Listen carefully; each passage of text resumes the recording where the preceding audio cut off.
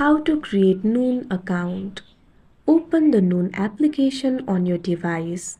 If you do not have this application, you can download it from Play Store and App Store.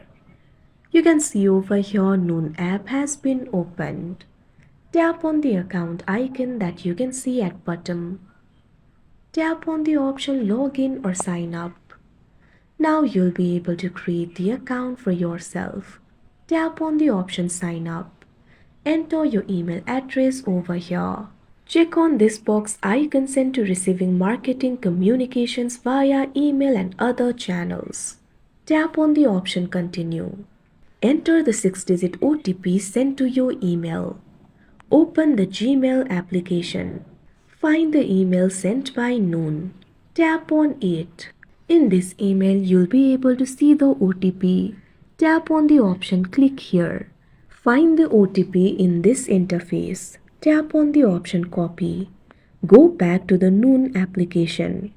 Enter the OTP over here. Paste it from the clipboard. Now your account has been created. Like this, you can create Noon account.